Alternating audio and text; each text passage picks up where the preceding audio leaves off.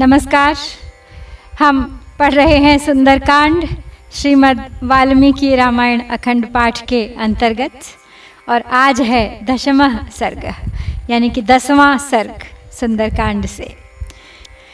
हनुमान जी रावण के निजी भवन में प्रवेश कर चुके हैं और इस समय देख रहे हैं वो अंतःपुर में सोए हुए रावण को तथा गाढ़ निद्रा में पड़ी हुई उसकी स्त्रियों को, और उन्होंने मंदोदरी को भी देखा है और अनजाने में उसे सीता समझ लिया है। तो चलिए प्रारंभ करते हैं आज का पाठ।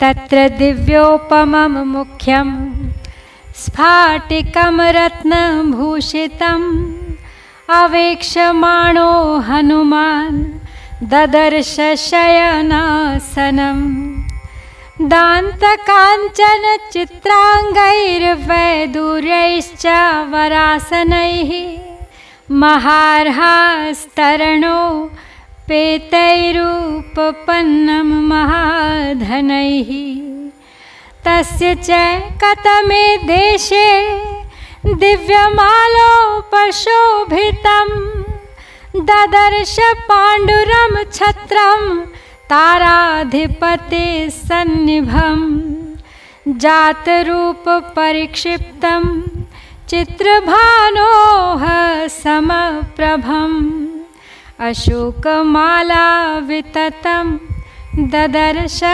परमासनं वालव्यजनहस्ताभिर्बीजमानं समन्ततः गन्धैश्च विविधैर्जुष्टं वरधूपेन धूपितम्।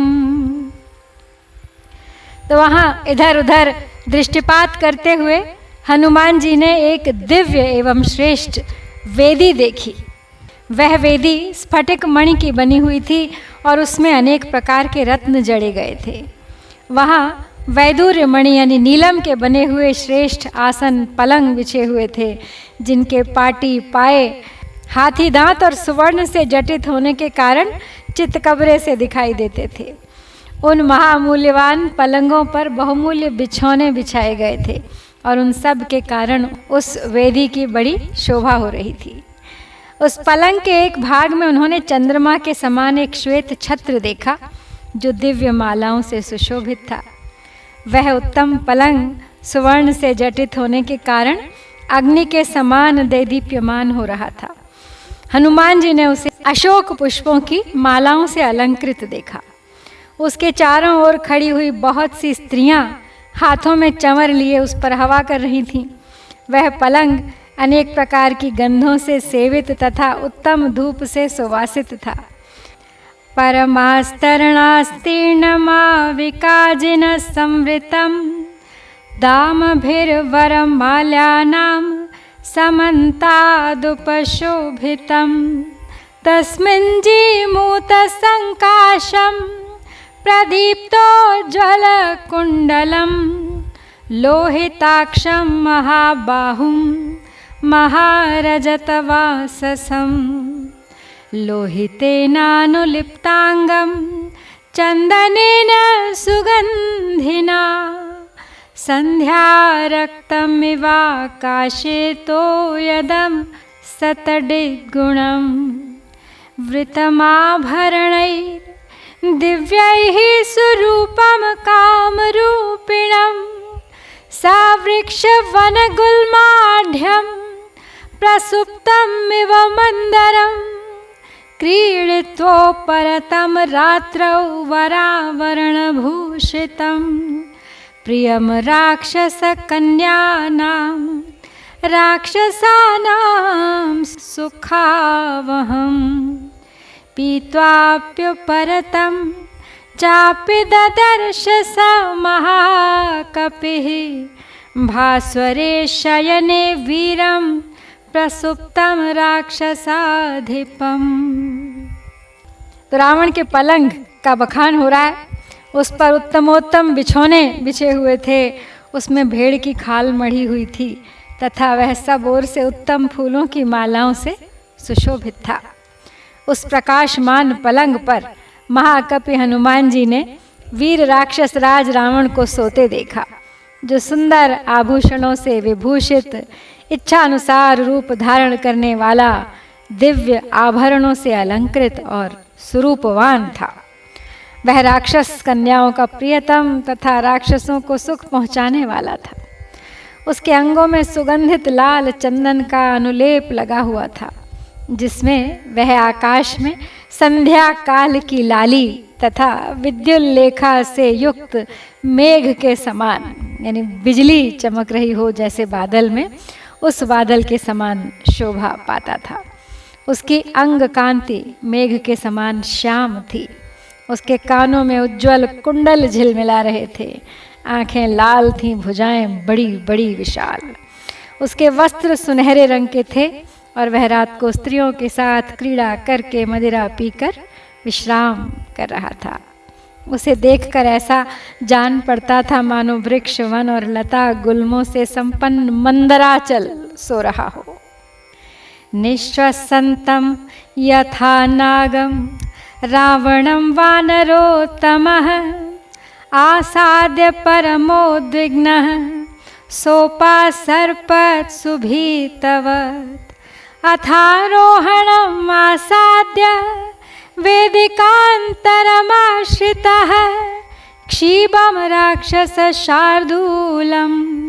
प्रेक्षते स्म महाकपिः शुशुभे राक्षसेन्द्रस्य स्वपतः शयनं शुभं गन्धहस्तिनि संविष्टे यथा प्रस्रवणं महत् काञ्चनाङ्गदसन्नद्धौ ददर्श स महात्मनः विक्षिप्तौ राक्षसेन्द्रस्य भुजाविन्द्रध्वजोपमौ ऐरावत विषाणाग्रैरापीडन कृतव्रणौ वज्रोल्लिखितपीनांसौ विष्णुचक्र परीक्षतौ। तो हनुमान जी ने देखा उस समय सांस लेता हुआ रावण फुफकारते हुए सर्प के समान जान पड़ता था। उसके पास पहुंचकर वानर शिरोमणि हनुमान अत्यंत उद्विग्न हो और डरे हुए सहसा दूर हट गए और सीढ़ियों पर चढ़कर एक दूसरी वेदी पर जाकर खड़े हो गए। वहां से उन महाकपि ने उस मतवाले राक्षस सिंह को देखना आरंभ किया। राक्षस राज रावण के सोते समय वो सुंदर पलंग उसी प्रकार शोभा पा रहा था जैसे गंध हस्ती के शयन करने पर विशाल प्रस्रवण गिरे सुशोभित हो रहा हो। उन्होंने महाकाय राक्षस राज रावण की फैलाई हुई दो भुजाएं देखी, जो सोने के बाजूबंद से विभूषित हो इंद्रध्वज के समान जान पड़ती थी। युद्ध काल में उन भुजाओं पर ऐरावत हाथी के दांतों के अग्रभाग से जो प्रहार किए गए थे, उनके आघात का चिन्ह बन गया था।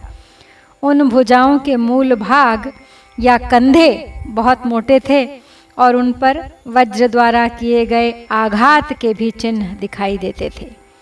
भगवान विष्णु के चक्र से भी किसी समय वे भुजाएं क्षत विक्षत हुई थी। पीनौ समसुजातांसौ संगतौ बल संयुतौ सुलक्षण नखांगुष्टौ स्वंगुलीयकलक्षितौ संहतौ परिघाकारौ वृत्तौ करिकरोपमौ विक्षिप्तौ शयने शुभ्रे पंचशीर्षा विवोरगौ शशक्षतजकल्पेन सुशीतेन सुगन्धिना चन्दनेन परार्घेन स्वनुलिप्तौ स्वलङ्कृतौ उत्तमस्त्रीविमृदितौ गन्धोत्तमनिषेवितौ यक्षपन्नगन्धर्व देवदानववराविणौ ददर्श स कपिस्तस्य बाहुशयन संस्थितौ मंदरस्यांतरे सुप्तौ महाहीरुषिताविव ताभ्यां स परिपूर्णाभ्यामुभाभ्यां राक्षसेश्वरः शुशुभे अचल संकाशः श्रृंगाभ्यामिव मंदरः। रावण की दो विशाल भुजाएं जिन्हें हनुमान जी निहार रहे हैं, इस समय उनका वर्णन हो रहा है कि वे भुजाएं सब ओर से समान और सुंदर कंधों वाली तथा मोटी थीं, बलिष्ठ थीं। उनकी संधियां सुदृढ़ थीं। वे बलिष्ठ और उत्तम लक्षण वाले नखों एवं अंगुष्ठों से सुशोभित थीं। उनकी अंगुलियां और हथेलियां बड़ी सुंदर दिखाई देती थीं। वे सुगठित एवं पुष्ट थीं, परिघ के समान गोलाकार तथा हाथी के शुंड दंड की भांति चढ़ाव उतार वाली एवं लंबी थी। उस उज्ज्वल पलंग पर फैली वे बाहें 5-5 फन वाले 2 सर्पों के समान दृष्टिगोचर होती थीं। खरगोश के खून की भांति लाल रंग के उत्तम सुशीतल एवं सुगंधित चंदन से चर्चित हुई वे भुजाएं अलंकारों से अलंकृत थीं। सुंदरी युवतियां धीरे धीरे उन बाहों को दबाती थीं। उन पर उत्तम गंध द्रव्य का लेप हुआ था। वे यक्ष, नाग, गंधर्व, देवता और दानव सभी को युद्ध में रुलाने वाली थी। तो कपिवर हनुमान ने पलंग पर पड़ी हुई उन दोनों भुजाओं को देखा। वे मंदराचल की गुफा में सोए हुए 2 रोष भरे अजगरों के समान जान पड़ती थीं। उन बड़ी बड़ी और गोलाकार 2 भुजाओं से युक्त पर्वताकार राक्षस राज रावण 2 शिखरों से संयुक्त मंदराचल के समान शोभा पा रहा था। यहाँ पे शयनागार में सोए हुए रावण के एक ही मुख और 2 ही बाहों का वर्णन आया है। इससे जान पड़ता है कि वह साधारण स्थिति में तो इसी तरह रहता था। युद्ध आदि के विशेष अवसरों पर ही वह स्वेच्छा पूर्वक 10 मुख और 20 भुजाओं से संयुक्त हो जाता था। च्यूत पुन्नाग सुरभिर बकुलोत्तम संयुतः मृष्टान्नरस संयुक्तः पानगंधपुरः सरः तस्य राक्षस राजस्य निश्चक्राम महामुखात् शयानस्य विनिश्वासः पूरयन्निव तद्गृहम् मुक्तामणिविचित्रेण काञ्चनेन विराजिता मुकुटेनापवृत्तेन कुण्डलोज्ज्वलिताननम् रक्तचन्दनदिग्धेन तथा हारेण शोभिना पीनायत विशालेन वक्षसाभिविराजिता पाण्डुरेणापविद्धेन क्षौमेण क्षतजेक्षणं महार्हेण सुसंवीतं पीतेनोत्तरवाससा माशराशिप्रतीकाशं निःश्वसन्तं भुजङ्गवत् गाङ्गे महति तोयान्ते प्रसुप्तमिव कुञ्जरं चतुर्भिः काञ्चनैर्दीपैर्दीप्यमानं चतुर्दिशं प्रकाशीकृत सर्वाङ्गं मेघं विद्युद्गणैरिव। तो वहाँ सोए हुए राक्षस राज रावण के विशाल मुख से आम और नाग केसर की सुगंध से मिश्रित मौलश्री के सुवास से सुवासित और उत्तम अन्न रस से संयुक्त तथा मधुपान की गंध से मिली हुई जो सौरभयुक्त सांस निकल रही थी, वह उस सारे घर को सुगंध से परिपूर्ण सा कर देती थी। उसका कुंडल से प्रकाशमान मुखारविंद अपने स्थान से हटे हुए तथा मुक्ता मणि से जटित होने के कारण विचित्र आभा वाले सुवर्णमय मुकुट से और भी उद्भासित हो रहा था। उसकी छाती लाल चंदन से चर्चित हार से सुशोभित, उभरी हुई तथा लंबी चौड़ी थी। उसके द्वारा उस राक्षस राज के संपूर्ण शरीर की बड़ी शोभा हो रही थी। उसकी आंखें लाल थीं, उसकी कटी के नीचे का भाग ढीले ढाले श्वेत रेशमी वस्त्र से ढका हुआ था तथा वह पीले रंग की बहुमूल्य रेशमी चादर ओढ़े हुए था। वह स्वच्छ स्थान में रखे हुए उड़द के ढेर के समान जान पड़ता था और सर्प के समान सांसें ले रहा था। उस उज्जवल पलंग पर सोया हुआ रावण गंगा की अगाध जलराशि में सोए हुए गजराज के समान दिखाई देता था।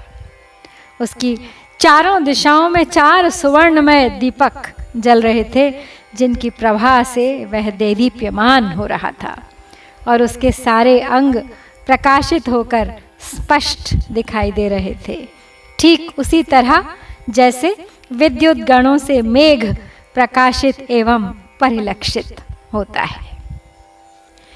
पादमूलगताश्चापि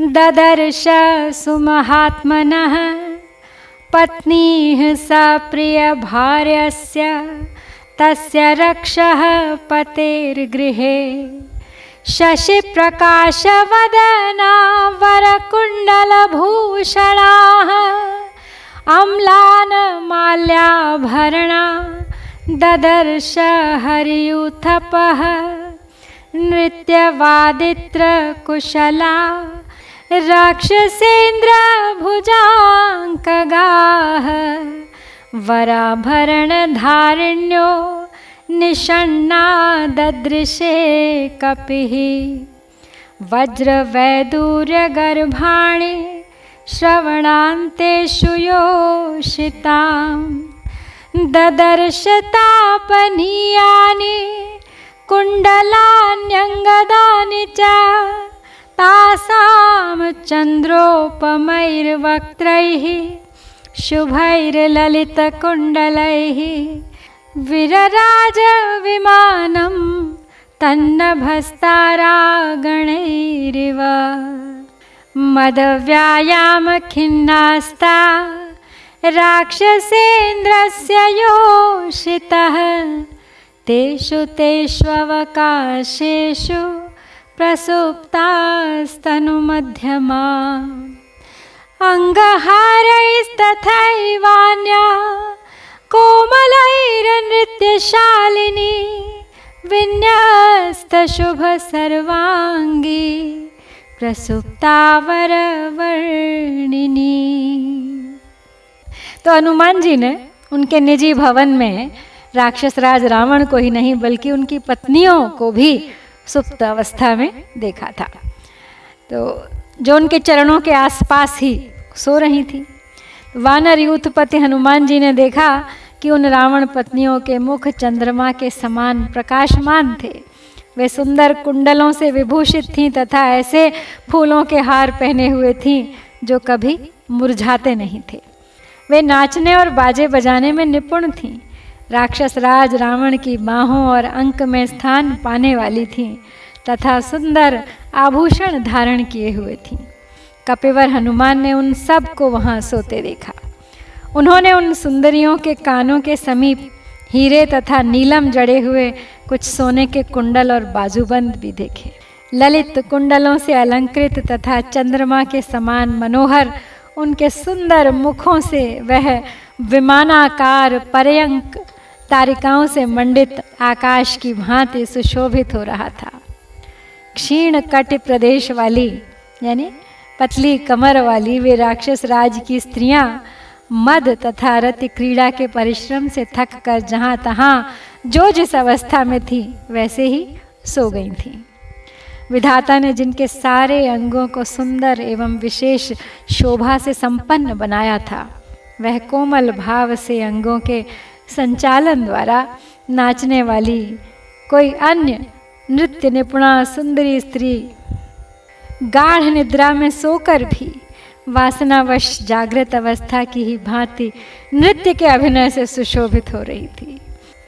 काचिद्वीणां परिष्वज्य प्रसुप्ता सम्प्रकाशते महानदी प्रकीर्णेव नलिनीपोतमाश्रिता अन्या कक्षगतेनैव मड्डुकेनासिते क्षणा प्रसुप्ता भामिनी भाति बालपुत्रेव वत्सला पटहं चारु सर्वांगी न्यस्तशेते शुभस्तनी चिरस्य रमणं लब्ध्वा परिष्वज्येव कामिनी काचिद्वीणां परिष्वज्य सुप्ता कमललोचना वरं प्रियतमं गृह्य सकामेव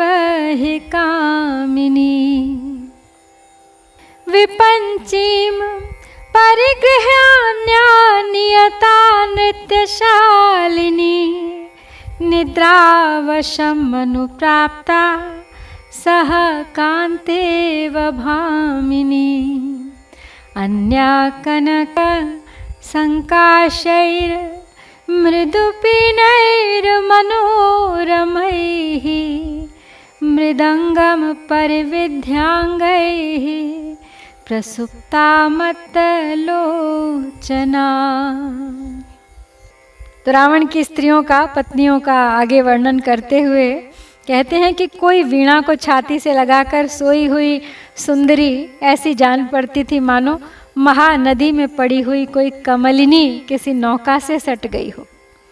कोई दूसरी कजरारे नेत्रों वाली भामिनी कांख में दबे हुए मड्डक यानी लघुवाद्य एक होता है उसके साथ ही सो गई थी।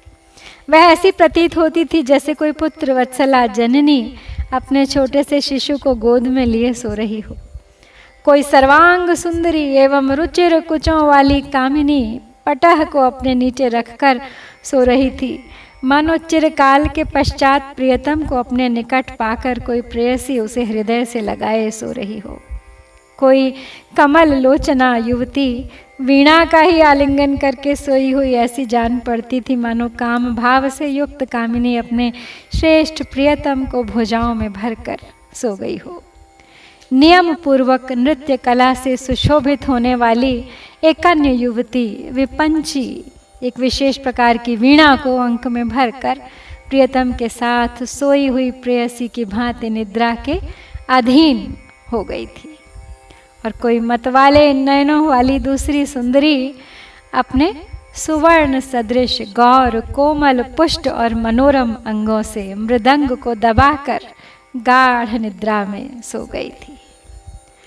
भुजपाशान्तरस्थेन कक्षगेन कृशोदरी पणवेन सह निन्द्या सुप्ता मदकृत श्रमा डिण्डिमं परिगृह्यान्या तथैवासक्तडिण्डिमा प्रसुप्ता तरुणं वत्समुपगुह्येव भामिनी काचिदाडम्बरं नारी भुज संभोगपीडितं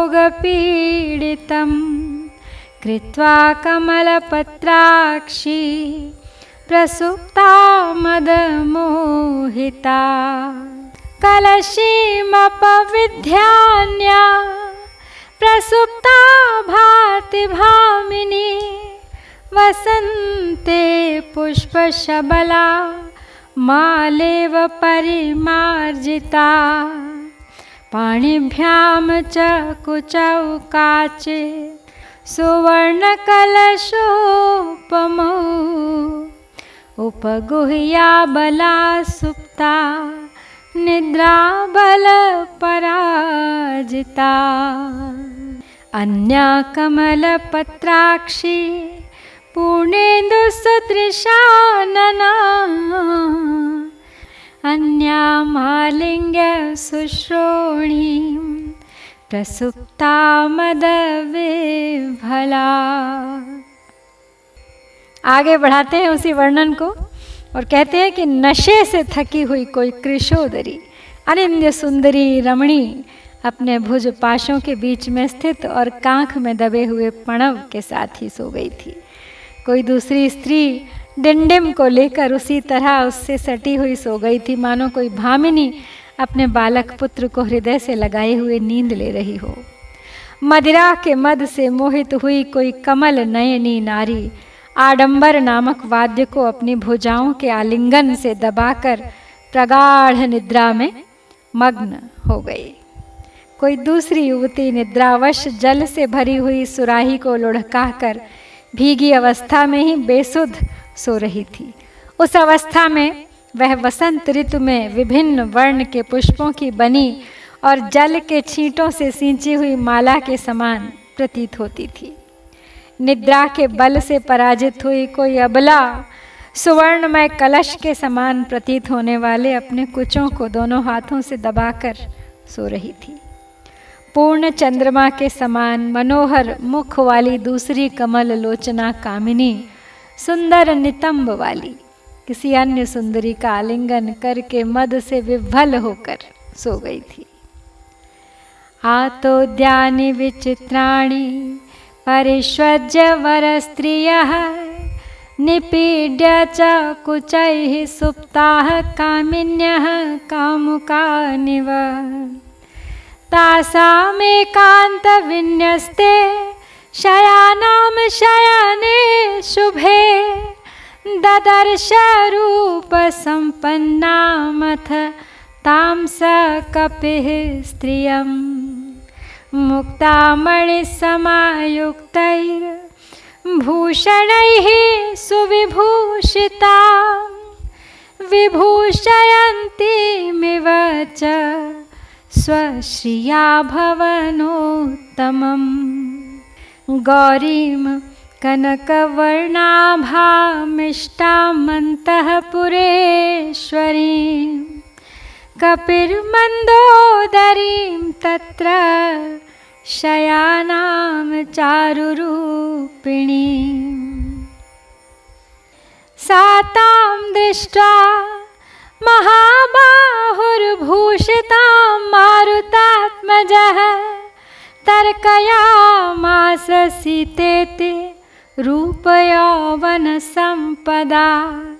हर्षेण महता युक्तो ननन्द हरियूथपः आस्फोटयामास चुचुम्बपुच्छं ननन्द चिक्रीड जगाम स्तम्भानरोहन्निपपात भूमौ निदर्शयन् स्वां प्रकृतिं कपीनाम्। तो जैसे कामिनियाँ अपने चाहने वाले कामुकों को छाती से लगाकर सोती हैं, उसी प्रकार कितनी ही सुंदरियाँ विचित्र विचित्र वाद्यों का आलिंगन करके उन्हें कुचों से दबाए सो गई थीं। उन सब की शैयाओं से पृथक एकांत में बिछी हुई सुंदर शैया पर सोती हुई एक रूपवती युवती को वहाँ हनुमान जी ने देखा। वह मोती और मणियों से जड़े हुए आभूषणों से भली भांति विभूषित थी और अपनी शोभा से उस उत्तम भवन को विभूषित सा कर रही थी। वह गोरे रंग की थी, उसकी अंग कांति सुवर्ण के समान दमक रही थी। वह रावण की प्रियतमा और उसके अंतःपुर की स्वामिनी थी। उसका नाम मंदोदरी था। वह अपने मनोहर रूप से सुशोभित हो रही थी और वही वहाँ सो रही थी। हनुमान जी ने उसी को देखा। रूप और यौवन की संपत्ति से युक्त और वस्त्राभूषणों से विभूषित मंदोदरी को देखकर महाबाहु पवन कुमार ने अनुमान किया कि यही अवश्य सीता जी हैं। फिर तो ये वानर यूथपति हनुमान महान हर्ष से युक्त हो आनंद मग्न हो गए। वे अपनी पूंछ को पटकने और चूमने लगे। अपनी वानरों जैसी प्रकृति का प्रदर्शन करते हुए आनंदित होने लगे, खेलने और गाने लगे, इधर उधर कूदने फादने लगे। वे कभी खंभों पर चढ़ जाते और कभी पृथ्वी पर कूद पड़ते थे। इतने हर्षित हो गए थे, भ्रम हो गया था उन्हें कि यही स्त्री हो न हो माता सीता है। तो हनुमान जी के इस भ्रम के साथ ही हम श्री वाल्मीकि निर्मित आर्ष रामायण आदि काव्य के सुंदर कांड में इस 10वें सर्ग को पूरा करते हैं। इत्यार्षे श्रीमद् रामायणे वाल्मीकि आदि काव्ये सुंदर कांडे 10मः सर्गः। ओम श्री सीतारामचंद्राभ्यां नमः।